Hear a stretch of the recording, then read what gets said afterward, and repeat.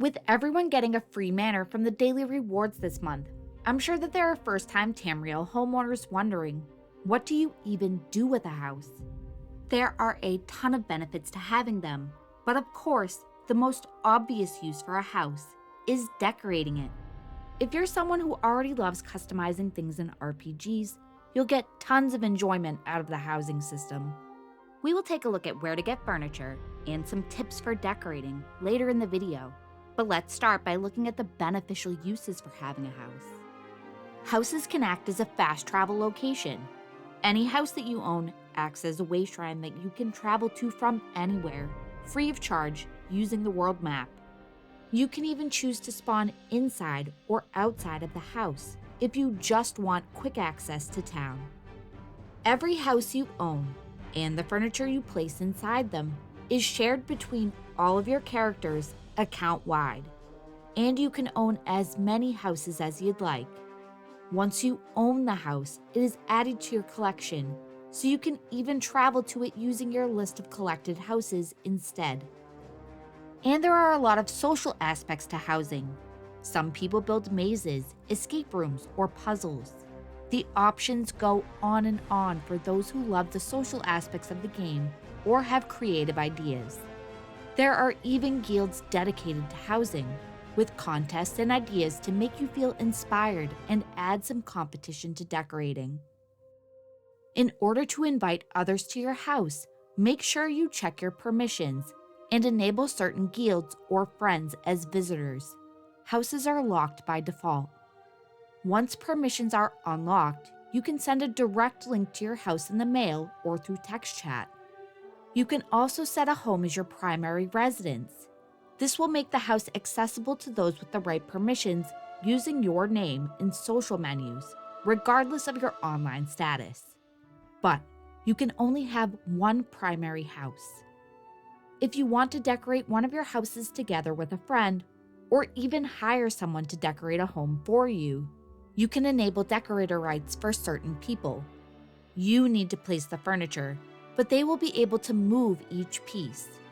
Be careful not to give full decorator rights to anyone that you don't fully trust. No one can take your furniture, but they can ruin things that you've built or make pieces of furniture hard to find. If this does happen, or you just can't find a piece of furniture, you can use the Retrieve menu to tag its location and find it, or just return it to your inventory. One of the best reasons for owning an in-game house is having somewhere to place and use storage chests and coffers. There are 4 large chests and 4 small coffers available. Large chests can hold 60 items each, and the small coffers can hold 30, equaling out to 360 additional inventory slots for your account. These storage containers are added to your collection when you unlock or purchase them, so all of your characters have access, and you can place them in multiple homes simultaneously. You will unlock 1 coffer from your level up advisor upon reaching level 18. The remaining coffers can be purchased with master crafting Writ vouchers, with Telvar in the Imperial City,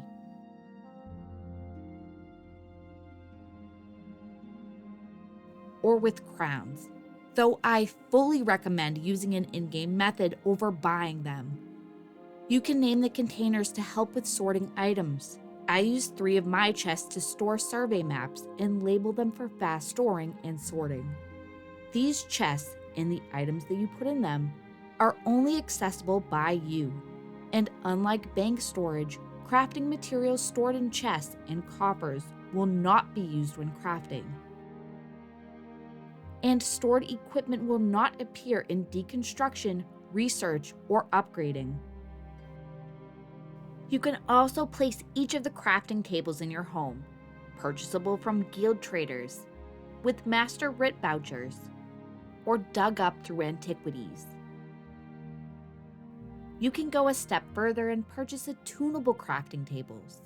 Attunable tables can be consumed at overland set crafting locations in order to add the nearby set bonus to the table and bring it home with you. This is especially useful if you want access to a set in a DLC area that you don't usually have access to. Say that you have temporary access to High Aisle through an ESO Plus trial.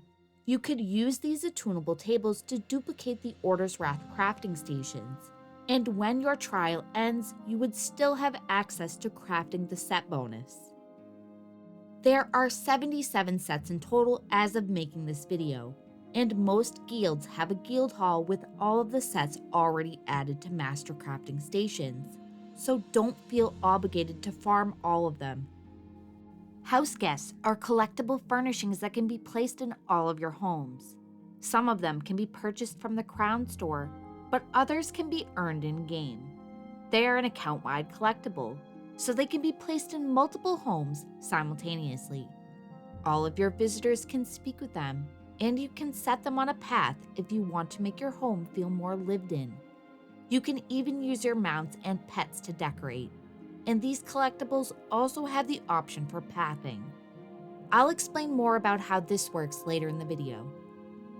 Merchants, bankers, and deconstruction assistants can be added to your house for all to use too. To date, all of these are crown items, but they are absolutely worth getting if you have the crowns. The Armorer has a free alternative in the Crown store, the Armory station. You can't summon the Armory station for use in Overland, but as a piece of furniture, they do the same thing, and with some limitations on using the Armorer, you might consider skipping this assistant altogether. There is, however, one free assistant you can unlock at the end of the Thieves Guild storyline, but she is a fence who takes 35% cut of your stolen goods, making her best as a house guest only. In addition to crafting tables and assistants, there are a bunch more things you'd regularly have access to in a guild hall. Target dummies, which come in different sizes and are used for testing builds and damage numbers. A transmute table, which you can use to reconstruct your collected set pieces with specific traits. An outfit station to change your attire. Mundus stones, and more, all of which you can add to your own house if you choose. Now that we have looked at the useful purposes for having a house, let's jump back to decorating. Furniture and decorations can come from a number of different places, but as always, there is a crown option under the Purchase tab in the Housing editor. If you do use the crown option, it's important to know that these items are bound to your account. If you use your crowns to buy a house that is already furnished, these furnishing items will also be bound. The Purchase tab has most of the furniture in-game, and with over 5,000 pieces, it can be a helpful tool in figuring out exactly what furniture style and items that you're looking for, even if you're not planning to actually buy anything with crowns. Also know that your furniture limits are doubled as part of ESO Plus, but if you fully decorate a house and lose access to your membership, the items you place will stay where you left them. However, if you were to pick up and move an item after your membership has ended, you would no longer be able to place it without the increased furniture limit. As an ESO Plus member, you can look forward to a free piece of furniture to add to your collection every month in the Crown store. If you have access to Greymore, the Antiquity system is worth leveling up for the mythic items, but you can also dig up a lot of fancy pieces of furniture from leads. Furniture obtained from scrying is bound on pickup, so you can't sell them to other players, but there are a lot of cool and sometimes large pieces. You can craft new furnishings by acquiring a furnishing plan, which are similar to provisioning recipes, and craft the items yourself using your existing crafting skills and crafting tables. Furniture plans can be found in chests, desks, backpacks, wardrobes, cabinets, trunks, nightstands, and urns. Different zones can drop different plans. While cooldowns on finding furnishing plans have never been confirmed, it is assumed by the community that there is a cooldown window of up to 30 minutes after picking up a purple plan, where you can't pick up another, but this is seemingly per character. It is also possible to acquire pieces of furniture and furnishing plans from Pickpocketing in the crime system, including the Shadowy Supplier from the Dark Brotherhood, who has a chance to drop a few items. Plans have a lower drop rate when you steal them from an owned container, rather than loot one out in the world. So while there are fruitful farming locations in towns and cities, containers you can loot are always preferable. We have looked at some of the other Writ voucher items, but there are also themed sets of furniture plans. You can buy a single plan from the latest expansion, a set of plans from an older expansion, or a single randomized plan from different zones and styles. You can also get plans and furnishings from the daily quests in each zone. From fishing, or from running the Infinite Archive, which can drop a bunch of furniture plans, and leads. And if you summon or reach max rapport with Mirri, Isobel, or Azandar, their companion perks also have a chance to drop furnishing plans. Know that once their keepsake is unlocked on one character, all characters will benefit from the perk, whether the companion has been summoned or not. And of course, you can buy furniture. As for NPC vendors, you can buy items from home goods furnishers found in major cities. They carry some of the zone's plant life and furnishings. There are collection furnishings that you can unlock by completing achievements. A great example of this are the trophies that you unlock by completing dungeon and trial content. But you can also acquire the right to purchase some furnishings by completing certain achievements, which unlocks them for purchase at achievement furnishers, who you'll typically find in the same area as the home goods vendor. Depending on the zone, these achievement furnishings can cost gold, alliance points, archival fortunes, and even Telvar to purchase. These achievement vendors can also sell antiquities, but you must complete the codex for the item in order to unlock the ability to buy it. There are also some neutral achievement vendors not tied to a specific zone. The Global Achievement and Holiday Achievement furnishing vendors can be found in the 3 capital cities and some of the DLC zones. And the Quartermaster at the Undaunted Enclave sells furniture tied to dungeon achievements. Most other merchants, like the crafting vendors, also have a few small items for sale. You can buy items from the Luxury Furnisher, who makes an appearance in Cold Harbor's Hollow City or over in Belkarth Craglorn every weekend, bringing a new theme of stocked items each week, with one new item added to the rotation each year. While there is a yearly rotation of goods, some weeks are moved in order to release completely new items. And of course, you can check guild traders. Other players can sell plans and furniture that you might not even know existed. Once you're in your house and enter build mode, the furniture in your inventory, house storage chests, collection, and bank can all be placed. You can lock their placement so that they automatically snap to surfaces or free move and place them. Light sources can be sunk into the ground or concealed inside of furniture using free placement. With free placement, you can even stack items together to build custom furniture. When you do stack furniture together, moving each item can seem like a hassle, but you can link their positions together. Select an item to act as the parent, like a table, and then link all of the things on the table together. Once they're linked, they can be moved as one item.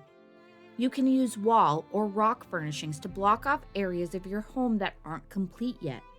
With small furnishing limits in big areas, it can also be beneficial to block off areas you don't want to decorate, so that you can have extra budget in the areas that you really care about. Conversely, you can use stairs and floors to go to areas of the house that you weren't meant to normally. You can even place items in the scenery surrounding your house if you want to improve the view. You can also flip furniture over to use it in different ways, like the underside of these Cold Harbor rocks that have a void-like effect, or the underside of the Morrowind table map. We touched on pathing briefly, but this is another feature you can use to really bring life to your house. Here's my deconstruction assistant. If I create a path and one node, you will see her walk back and forth between the two selected spots. You can further edit this by adding wait time to each node.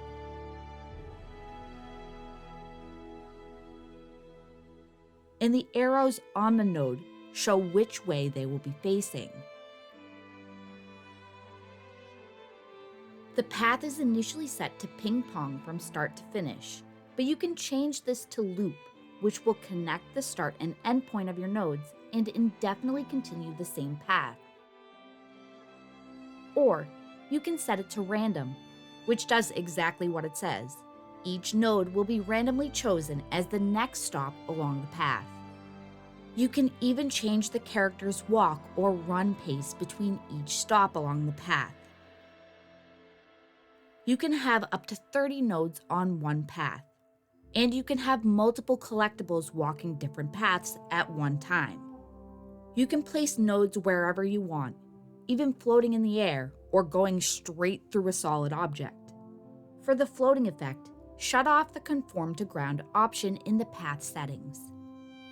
This is a great feature for building scenes or just making your house feel inhabited.